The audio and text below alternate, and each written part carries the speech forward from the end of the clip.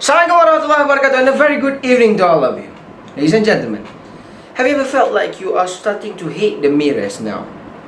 Because you say that, why I'm not skinny enough, why I'm not beautiful, why I'm not charming as him, beautiful as her. But ladies and gentlemen, let me tell you a story about Fatima, a Sudanese who, because of her skin complex, she found it very hard to either fit in the society or to pursue her career.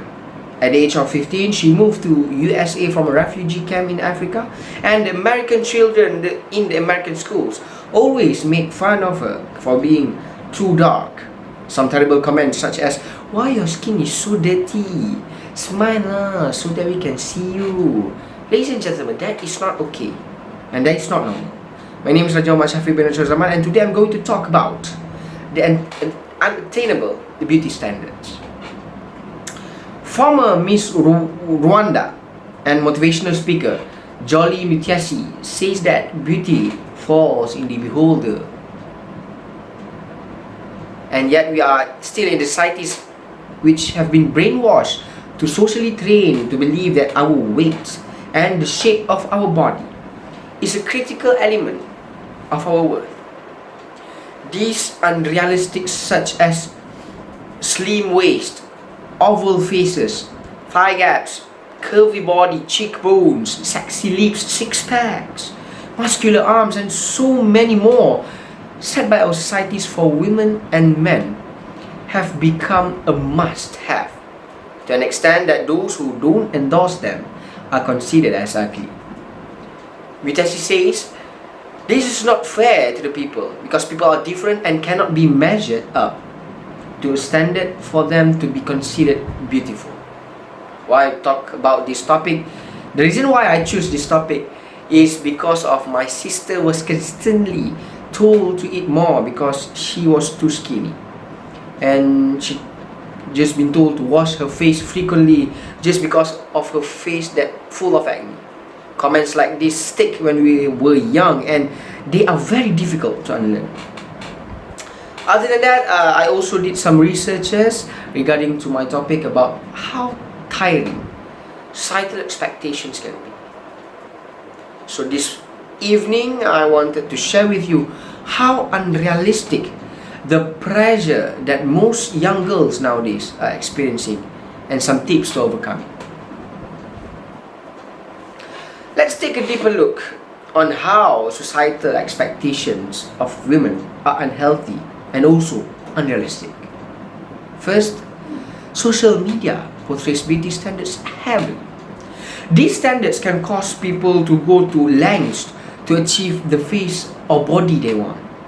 Plastic surgery use has been rapidly increasing, and the issue with plastic surgery is that there is the risk of the procedures being spoiled, which can also be unhealthy for the person's body. The Mayo Clinic's overview of cosmetic surgery states that with plastic surgery, there is a risk of complications from anesthesia, infection at the surgery site, fluid buildup under the skin, bleeding, scarring, and also nerve damage. Move on to the second point is eating disorders and mental health problems. Torturing themselves into something they can hardly achieve just to impress others, the community. Over half of the teenage girls skip meals, fast, smoke cigarettes, take laxatives just in order to control their weight. These actions become habits and can develop into these psychological conditions such as depression, anxiety, extremely insecure, and losing maximum amount of confidence. And the next one is obsession towards unhealthy diet can also cause stress, maybe towards their internal organs, because according to Eating Recovery Center overview of health risk for these disorders, there is possibility of organ damage, development, and also death. These diseases also have a higher chance of committing suicide. So what are the solutions? Just to adopt the body neutrality. By how? By accepting for who you are. Focus on taking mental spotlight off your body and try to base self-perceptions on others' part of yourself. Your worth and value do not lie in your shape of your size or maybe any other aspects of your appearance.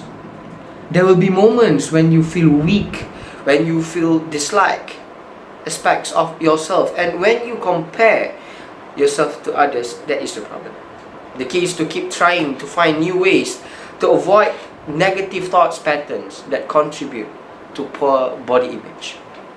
The next one is self-care, because self-care can sometimes masquerade to change or control your appearance. Self-care should focus on doing things that make you feel good about your body that you have now, by showing respect for your body. You need to practice also eating healthily by consuming a lot of vegetables and fruits. Eat more fish, cut down saturated fat and sugar, eat less salt, because we actually what we eat. Exercise is also good because it helps you to feel strong and energized, not because you are trying to change or control your body for someone else. Last but not least is to purge your social media. Purge your social media feeds of accounts that don't make you feel good about yourself. If you find yourself constantly comparing yourself to others, you are less likely to feel good about your own self. Follow accounts that spark your interest and that leave you with positive feelings. And on Instagram in particular, many accounts are focused only on portraying the perfection or an idealized image of the body. Instead, try following the body positive accounts that are inclusive of all body types, body shapes, colors, genders, and abilities. This is all good. While it may be an uphill battle, increasing the representation of all body types in popular media may help combat unrealistic beauty standard. But let's figure out on how these steps can help us all. First thing first, be more confident to stand out as a unique individual. You feel a lot comfortable in your body and avoid worrying about food, weight, and counting calories. When you feel good about yourself and who you are, you stand tall and naturally carry yourself with a sense of confidence and self-acceptance that can make you feel beautiful and attractive regardless of your weight, size, or shape. It is important to remember that each body is unique. Everyone's family's background and environment influence their size and weight differently. There's no such thing as one size fits all body. The types of body is right for everyone. No. You see, and you think yourself as a whole person, not a collection of a specific body parts. You can view yourself as a character instead of an object that needs to be fulfill the community's preferences. You can also concentrate on the things that you love to do without worrying anyone would think different about you, because you no longer think that. It is compulsory ponder off. Each of us will have a positive body image, and as conclusion, when we have a realistic perception of our bodies, when we enjoy and accept and celebrate how we are, and let go of negative societal or media perpetuated conditioning. Let go of all. Because in the end, what makes us extremely attractive is our ability to understand and accept differences in everyone. After all, giving up social media altogether is probably too big of an ask for most of the people, especially while the long-term effects of using it are still unclear. But finding inspiring landscapes, delicious foods, and cute cats to fill your Instagram feed might just help you. Remember, there's more to life than what you like. Dumbledore from the Harry Potter and the Chamber of Secrets once said, "It is not our abilities that show what we truly are. It is our choices. It means that you don't need to hide yourself because you are afraid of others think of you. You have the choice to live your own life. Stop trying to please everyone because it's simply impossible. Do what makes you comfortable and just keep going. And trust me, one day you'll make it. Stay strong and keep calm. Live your life happily. Assalamualaikum warahmatullahi wabarakatuh. That's all from me. Thank you very much for listening. Assalamualaikum.